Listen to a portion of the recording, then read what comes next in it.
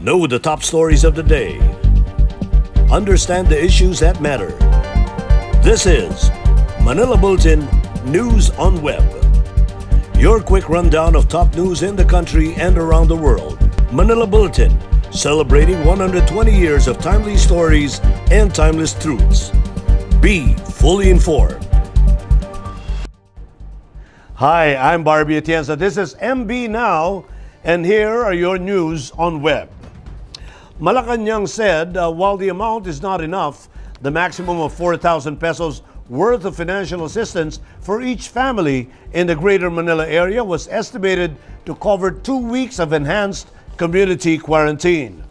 Presidential spokesman Harry Roque made the statement as the 23 billion pesos worth of cash was downloaded on Monday to the different local government units affected by the ECQ. In a television interview, Roque said the government estimated that the said amount would cover 2 weeks of ECQ since the first week of the strict lockdown coincided with the Holy Week. Roque said Congress would be called into a special session if additional funds will be necessary, since according to Budget Secretary Wendell Avisado, the government has no more source for further cash assistance. Meanwhile, Roque said Malacanang is expecting that affected residents will receive the said assistance this week. Metro Manila, Bulacan, Cavite, Laguna, and Rizal were all placed under ECQ to address a spike in cases of coronavirus disease. It was originally set to only last for 1 week, but it was extended until April 11. The government instead is mulling on imposing a slightly relaxed, modified, enhanced community quarantine in Metro Manila and 4 nearby provinces next week to reduce the country's cases to around 4,000 per day. Presidential spokesman Harry Roque bared Monday the government's possible MECQ option after the 2-week implementation of the ECQ in the National Capital Region Plus. According to Roque, if the prevent, detect, isolate, treat, reintegrate strategies work, at the end of the 2-week ECQ and another week of MECQ, we should be looking at around 4,000 cases daily. According to Roque, the estimated 4,658 in coronavirus cases would be a tremendous reduction from the 12,000 cases reported recently. He explained that the government resorted to ECQ extension this week after the average daily attack rate and healthcare capacity in the NCR Plus remained at critical levels. All Metro Manila mayors have agreed to get vaccinated against the coronavirus disease. Metro Manila Council Chairman and Parañaque City Mayor Edwin Olivares said on Monday, April 5. Olivares made a statement after the national government allowed mayors and governors in high-risk areas to be vaccinated under the A1.5 category. The A1.5 priority group includes barangay health emergency response teams, contact tracers, and social workers. Mayors and governors are part of the A4 priority group based on the Department of Health's guidelines. Olivares said the mayors agreed to get inoculated to further boost the confidence of the public on the COVID vaccines, and that there will be greater confidence among the public. The MMC chairman said mayors cannot choose which vaccine they will get except if they are already senior citizens. Senior citizens are only allowed to receive the AstraZeneca vaccine based on the DOH guidelines. Manila Mayor Isko Moreno on Sunday received his COVID jab. Olivares said he will also get his first dose this week. Olivares said mayors who skipped the COVID line prior to the national government's announcement allowing their vaccination will still be held liable for their actions. American pharmaceutical firm Johnson & Johnson has applied for an emergency use authorization or EUA of its single-dose vaccine against coronavirus disease in the Philippines. the Food and Drug Administration confirmed today, April 5. FDA Director General Eric Domingo said the drug maker has filed for an EUA on March 31. Domingo told the Manila Bulletin in a text message that the application is now under evaluation. Malacanang is hopeful that the friendly relations between the Philippines and China will be able to resolve the ongoing tension at the Julian Felipe Reef. Presidential spokesman Harry Roque made a statement as the word war between Defense Secretary Delfin Lorenzana and the Chinese embassy in Manila intensified after the former called China out for insisting that the Julian Felipe Reef, which they call the new Jiao, is part of the country. Last week, Lorenzana strongly reiterated the demand of the Philippine government to withdraw the remaining suspected Chinese militia vessels from the reef. In response, the Chinese embassy in Manila wrote in a Facebook post that it was only normal for Chinese vessels to be in that part of the disputed waters, which is some 180 nautical miles from Bataraza, Palawan, because it is supposedly part of China.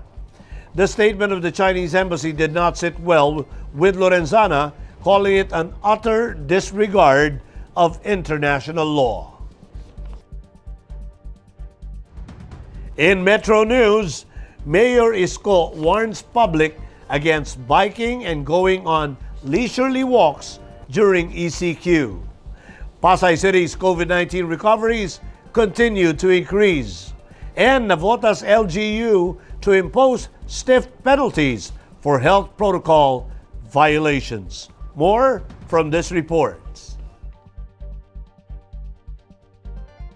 Manila Mayor Francisco Isko Moreno Dumagoso warned city residents to stay at home and avoid leisure activities like walking and biking amid the implementation of the enhanced community quarantine. Police and barangay officials have reported catching people biking and going on leisurely walks outside. Citing data from the Department of Health, he said it's still dangerous to go outside because over 10,000 additional cases are being reported daily. The Manila Mayor also barred that at least 5 of his staff have contracted the deadly disease. He has also been living at the Manila City Hall for the past few weeks to prevent possible spread of infection to his family. As of Sunday, the Manila City government recorded 4,279 active COVID-19 cases out of 44,214 confirmed cases.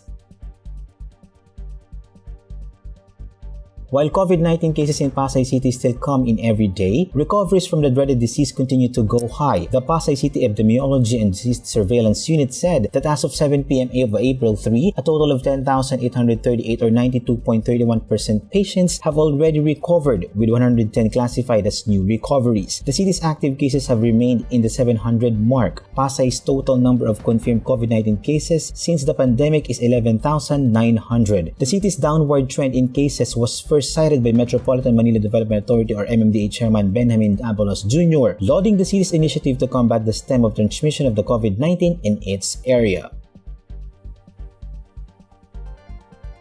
The Navotas City government has passed 3 ordinances imposing stricter penalties on the residents and jeepney drivers violating various health protocols amid the rising number of new COVID-19 cases in the country. Ordinance number 2021-19 states that adults who will be caught outside during the curfew hours of 10 p.m. to 5 a.m. without valid reasons, minors who will violate the 24-hour curfew hours, and the individuals who will not comply with the mandatory wearing of face masks shall be meted right away with 5,000 pesos fine on their first offense. Ordinance number 2021-21 amended Section 6 of Ordinance number 2020-40 or the wear of face mask shield ordinance by stating that those not wearing face shield while in public transportation, markets, workplaces, and other enclosed establishments in the city will be required to undergo swab testing on their first offense. Under Ordinance number 2021-20, a fine ranging from 500 to 1,000 shall be meted on jeepney drivers who will not limit their passengers to 50% and fail to install plastic barriers inside their vehicles. Here are the top news in other parts of the country. 77 Bataan persons deprived of liberty test positive for COVID-19. Bacolod seeks temporary ban on travelers from outside Western Visayas. And cops hunt 2 men linked to Holy Thursday blast in Cotabato City. And here are the details. At least 77 inmates or persons deprived of liberty from the Bureau of Jail Management and Penology in Bataan were confirmed positive for COVID-19 on Sunday, April 4. The City Health Office said the inmates are now being treated and monitored at the Temporary Treatment and Monitoring Facility at Barangay Tenejeron in Balanga City. With the current surge of COVID-19 infections in the province, Bataan Governor Albert S. Garcia has directed the immediate implementation of the provincial ordinance that revisits the strict observance of minimum health standards, among others. Bacolod City Mayor Evelio Leonardia on Sunday imposed a stricter limit in mass gatherings and sought a 10-day ban on travelers from outside Western Visayas as proactive actions to curb the surge of coronavirus disease cases in the city in the past 2 weeks. Leonardia issued an executive order where any form of mass gathering or business activity should be held at a maximum of 30% venue or seating capacity. He also appealed to the IATF to allow a 10-day moratorium for inbound travel into the city originating from outside Western Visayas. This after the increase in positive cases over the last 2 weeks, most especially the number of cases in Manila, where many of the city's arrivals originate. Police in Cotabato City is hunting down 2 persons of interest believed to be behind the Holy Thursday explosion near an old police outpost that killed 1 passerby and hurt 2 others. The blast happened at around 6 p.m. along Jose Lim Sr. Extension Road. The victim was identified as Hasmad Kader, who was hit with a shrapnel and died on Saturday, April 3 while undergoing treatment. 2 passersby were wounded. The Army and the police bomb disposal experts also found and successfully deactivated 2 more IEDs with a mobile phone as a trigger mechanism near the blast site. In world news, fully vaccinated people can start traveling again, according to the Center for Disease Control. Over 50 dead after flash floods in Indonesia and Timor-Leste. And the Louvre puts over 482,000-piece art collection online for free. Let's watch this. Fully vaccinated people can start traveling again, the U.S. Centers for Disease Control and Prevention said. The international travel vaccinated people do not need to get a COVID-19 test unless the destination country requires it. But for travelers headed to the U.S., vaccinated people should still get a negative COVID-19 test before boarding a flight, be tested after arrival, and must quarantine if local authorities require it. A person is considered fully vaccinated 2 weeks after receiving the last required dose, the CDC said. All travelers are still advised to observe precautions such as wearing a face mask, washing of hands frequently, and observe social distancing. The new guidance only applies to travel within the United States and U.S. territories.